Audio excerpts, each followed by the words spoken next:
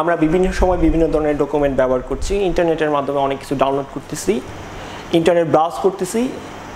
এই সব কিছুর মধ্যে লুকিয়ে আছে আমাদের বিপদ, ডিজিটাল সন্ত্রাস বা ভার্চুয়াল জগতের ভয়, ত্রাস হচ্ছে বিভিন্ন ধরনের ভাইরাস। আজকে আমরা কথা বলবো এরকমই একটি টপিক নিয়ে, সেটা হচ্ছে মেলওয়্যার।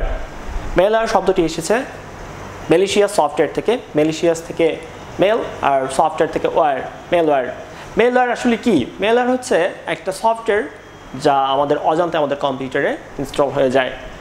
সেটা অন্য কোনো সফটওয়্যারের মধ্যে থাকতে পারে, যেটা আমি ভালো সফটওয়্যার মনে করে ইনস্টল করতেছি, সেই সফটওয়্যারের ভিতরেই কোনো একটা অংশে এই বিপজ্জনক সফটওয়্যারটা ইনস্টল করা ছিল বা বিপজ্জনক সফটওয়্যারের কোডগুলো লেখা ছিল।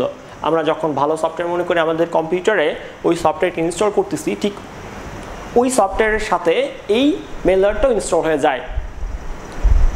মেলওয়্যার কেন খারাপ বা এটাকে কেন ভয় পাচ্ছি আমরা? কারণ হচ্ছে মেলওয়্যার কি করে, মেলওয়্যার যা করে সেটা অবশ্যই ভয়ের কারণ। আমরা চাই না এমন কাজগুলো মেলওয়্যার চাইলে করতে পারে। মেলওয়্যার চাইলে করতে পারে আমাদের যে ইম্পর্টেন্ট ডেটাগুলো আছে সবগুলো ডিলিট করে দিতে।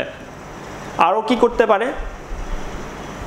আমরা যা কাজ করি সেটা সেই তথ্যগুলো অন্য কাউকে পাঠিয়ে দিতে পারে।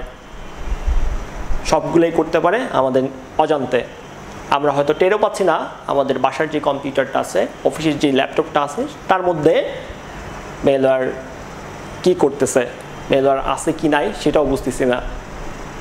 মেলওয়্যারের কিছু এক্সাম্পল যদি আমরা দেখতে চাই, মেলওয়্যারের এক্সাম্পল হচ্ছে ট্রোজান হর্স। ট্রোজান হর্স কি করে? আমাদের যে কোনো ভালো একটা সফটওয়্যার, ডকুমেন্ট ফাইল বা ইমেজ ফাইল, যে কোনো কিছুর মধ্যে ট্রোজান হর্স এরকম ভাইরাসটা ঢুকে বসে থাকতে পারে আর আমাদের গুরুত্বপূর্ণ তথ্যগুলো পাঠিয়ে দিতে পারে অন্য দূরে কোনো সাইবার ক্রাইম যারা করতেছে তাদের কাছে। তারা হয়তো আমাকে ট্র্যাক করতেছে, আমি সারাদিন কী করতেছি, কী ধরনের তথ্য নিয়ে কাজ করতেছি, কী ধরনের ওয়েবসাইট ব্রাউজ করতেছি, কোথায় কী ইনফরমেশন লিখতেছি, সবগুলো হয়তো চলে যাচ্ছে অন্য কারো হাতে। এরকম আরও নানা বিষয় নিয়ে আমরা ভবিষ্যতে কথা বলবো। আজকে এই পর্যন্তই, ধন্যবাদ সবাইকে।